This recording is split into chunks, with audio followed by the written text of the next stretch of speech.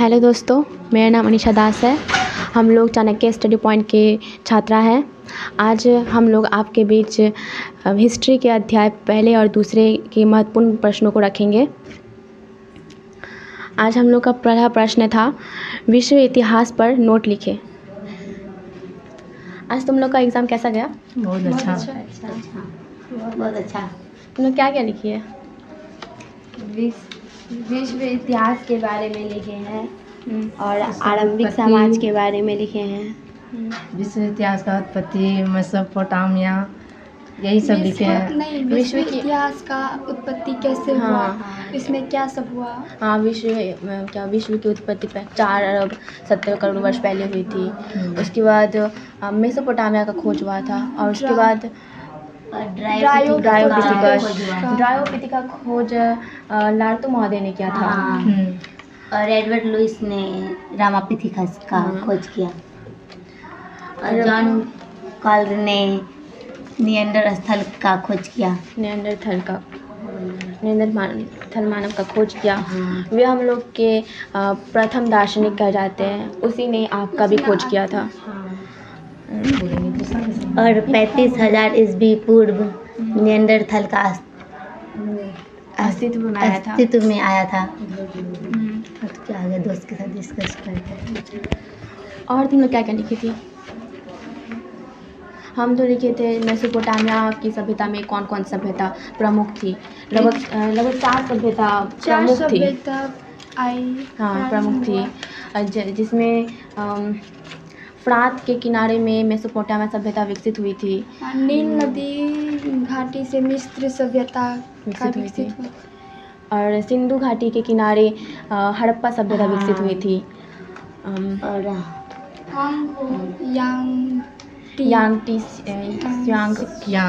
स्वांग के किनारे चीनी सभ्यता विकसित हुई थी। इसके बाद रोमन साम्राज्य का अस्तित्व में आया था।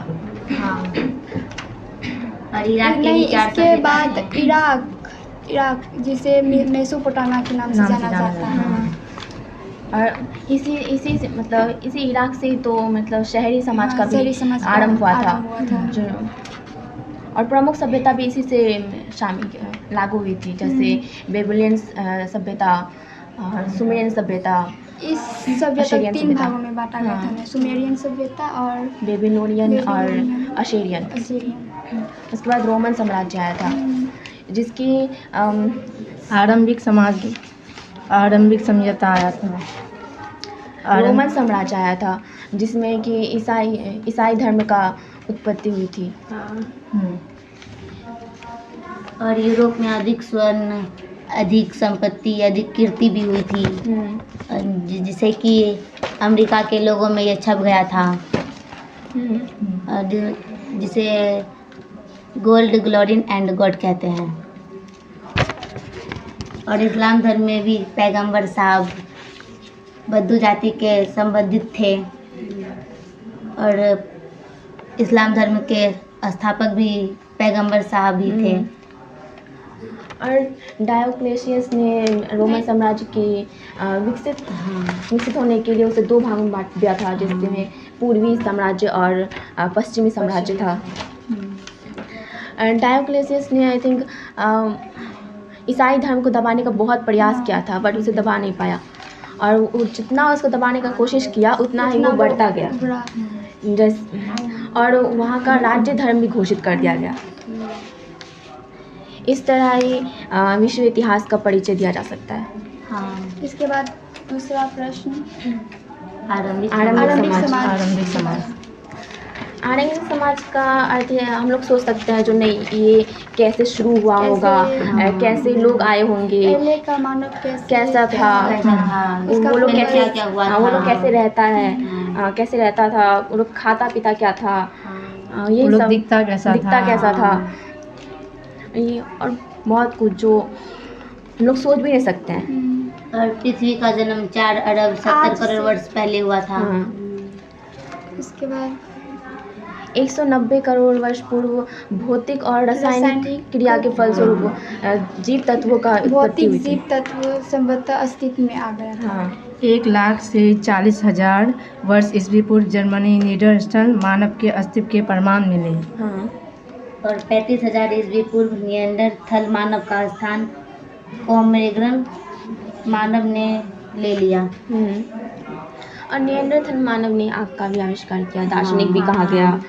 और निएंडर मानव का काल अंतिम युग में हिम के अंतिम हिम युग और अंतिम युग में कहा सुमेरियन जाता है। समाज में स्त्रियों को ज़्यादा आधार मिला, उसकी स्थिति ज़्यादा अच्छी हुई, जो कि वो कभी सोची भी नहीं थी कि ऐसा ऐसा होगा, लेकिन फिर उसको अच्छा मिला।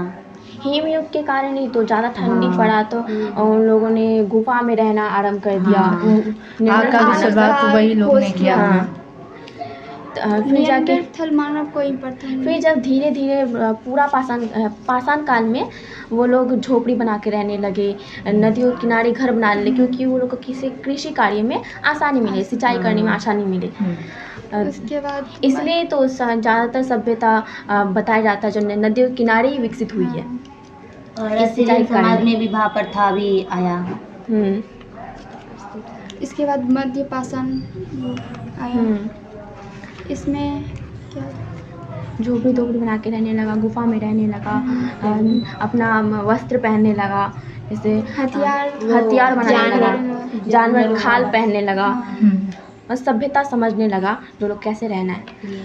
इसके बाद नवपाषाण युग, इसमें नया नया आविष्कार। हाँ, सभ्यता आविष्कार हुए। उसके बाद सभ्यता सब बनी, बेबीलोनी सभ्यता, अशीरियन सभ्यता, सुमेरियन सभ्यता, ये सब बना। और इसी तरह हम लोग ने आरंभिक समाज को प्रस्तुत किया है। आरंभिक समाज के बारे में लिखा है। हाँ, आरंभिक समाज को हम लोग ऐसे समझा सकते हैं जो कैसे शुरू हुआ और कैसे हम लोग इतना डेवलप हो गए हैं। Thank you.